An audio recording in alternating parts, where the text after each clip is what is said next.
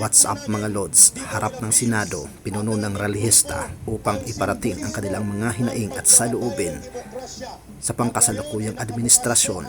Halina't ating panoorin, mga kaibigan. Demokrasya sa Pilipinas ay halos patay na sa pamamagitan ng mga pagyurak ni Marcos Jr. sa mga institusyon ng demokrasya, kagaya po ng ginagawa niyang pananaputay sa Senado. Ayan mga bilang Senado, papayag ba tayo? Ipaglaban ba natin ang demokrasya? Okay, magsalita ka na, Colonel. So gaya po ng natin, dapat po tayo magkaisa. Ang panawagan po namin, lahat po ng mga nanonood ngayon sa inyong mga telebisyon, sa social media, ang pakikipaglaban po para sa ating demokrasya ay nandirito ngayon. Wala po sa bahay. Sakripisyo po tayo sama-sama. Sa totoo lang po, ngayon po ay nakaburol pa ang ating nanay. Condolence po, Colonel Gala. Opo. Pero, narapat ko po na kahit paano makita yung mukha ko dito dahil ako po ay nakikisa sa ating lahat na nandito ngayon para ipaglaban yung ating demokrasya. Ang laban po natin ay hindi na po sa personalidad. Ito po ay laban na ng bawat Pilipino. Laban ng ating mga kapulisan, laban ng ating mga sundalo. Lahat po ng ating mga apo at mga anak ay maapektuhan kung hindi po tayo gagawa ng paraan at pagkilos na ipaglaban ang ating demokrasya. Kaya muli po, sa ngalan po ng United People's Initiative at sa amin pong lead convener, si retired Major General Johnny Bopis, ang ating pong Secretary General na si Captain Ray Valeros. Kami po ay nanawagan sa ating mga kababayan. Punta po tayo dito sa Senado. Nandito po ang laban. Laban para sa ating demokrasya. Maraming salamat po at mabuhay ang Pilipinas. Maraming salamat, retired Colonel Jonathan Galang. Mga kababayan, samahan niyo po si Eric Padre Oliver habang wala si Brother Vince. Si John B. Crimolia ay walang karapatan na harangin ang isang senador, chairperson ng Senate Pluribus Committee upang pigilan ang proseso ng ating Senate Pluribus Committee. Kaya ang sigaw natin, John B. Crimolia, tuta asista!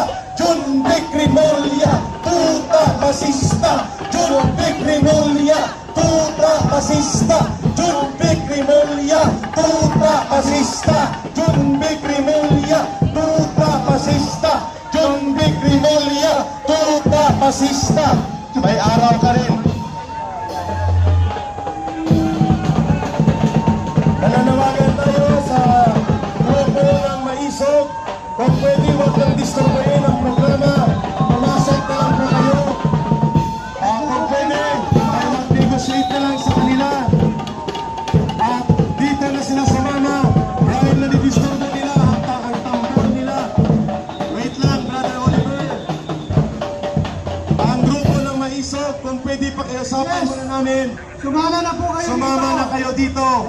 At ang inyong tambol ay isabay nyo sa programa natin. Yes, magsama-sama na po tayo. So please proceed here. Sa grupo ng Maisog, dito po ang ating entablado. Come forward. Forward po kayo dito. Pinatawagan natin ang grupo ng Maisog, Kampilan, UPI, Marcos Resign, Rage Coalition. Rage Coalition, Guardians. Guardians, Bawang Sambayanan. Bangon Sambayanan, Quezon City Anti-Crime Crusaders, Anti-crime sa BGC. Indicators Philippines, Sara Philippines Movement, Sa Pilipinas. PDP Laban, si Attorney Garin. Grupo ng Masala. Yan. Magsama-sama po tayo. Hindi mo tayo nakakasok. Tayo, program na muna tayo. Ang boses, ito naman napakataas ang kanyang enerhiya sa pagkikipaglaban.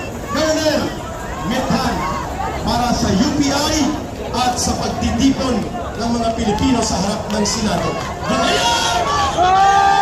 Mabuhay ang Pilipino! Mabuhay! Mabuhay ang Pilipino! Mabuhay! Mabuhay! Mabuhay! Mabuhay ang Philippine National Police! Mabuhay! Mabuhay ang Armed Forces! Mabuhay! Mabuhay tayong lahat! Yes, wag lang ang mga patay na, Colonel Mitran. Mga kababayan, narito tayo upang bantayan ang ating mga senador para sa katotohanan. Ikaw, Jumbik Rimunda, Sekretary! Jumbik, Isa ka lang, Sekretary sa Executive. Ang Senado ay isang equal branch. Kapantay nyo lang. Bakit ginagamit niyo ang pwersa ninyo? Alam niyo mga kaibigan, dito ko lang napatunayan ngayon sa aking pag-retired ay 40 years in military service. Tayo ay nakabase sa Philippine Constitution ang ating mga ginagawa. Ang Armed Forces, ang Philippine National Police, nakalagay sa mandato nila, protect the people and the state. Mayroon bang presidente doon nakalagay? Mayroon bang presidente doon? Ang ibig sabihin nun, the most powerful is the people. Tama hindi? O di gamitin natin ngayon yan. Maintindihan ng ating otoridad yan. Kasi nagbabasa lang sila ng Constitution. Kaya nga lang ang problema, mayroong illegal orders from di Malacanang. Ha? Yun yung problema natin, yung illegal orders. Tandaan nyo, mga kabaro ko dati, ang action lang lamang sa atin ay i-relieve tayo sa posisyon. Huwag tayong ma-relieve sa posisyon, matakot ma-relieve sa posisyon. Hindi naman kayo papatayin. Hindi man kayo tatanggalin sa serbisyo. Posisyon lang ang tatanggalin sa'yo. Bakit kayo matakot? Ako nga, nung nasa Sambales ako, binangga ko ang truck sa Sambales. Tambol na makikipagkaisa mula sa grupo ng Maisog. Ibasura ang impeachment. Ituloy ang Senate Blue Ribbon Committee. Go! Mas matambol, mas matunog na tambol mula sa mga taga-Maisog.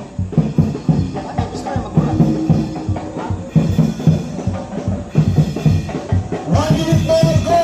Mas malakas, mas matunog, Maisog! Tambol ng kapayapaan, tambol ng protesta.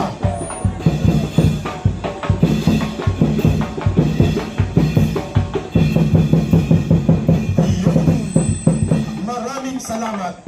Mamaya may choreography yan ha. Ang mga political dancers ng grupo ng Active Anti-Crime Group ng Quezon City. Ngayong araw na ito ay masasaksihan hindi lang dito sa harap ng Senado, kung hindi maging sa buong Pilipinas at buong mundo na nandito ngayon ang mga Pilipino nagkakaisa upang labanan ang kasamaan. Sabay-sabay, mabuhay ang Pilipinas! Up announcement muna, bagong pangalawa, hinga muna, at mayroong masarap na arroz caldo with egg. May bus? Wala. Okay, arroz caldo with egg, courtesy of Governor Manong Chabet Singson. Libre po, huwag kayo magdumog, huwag maging asang trililing.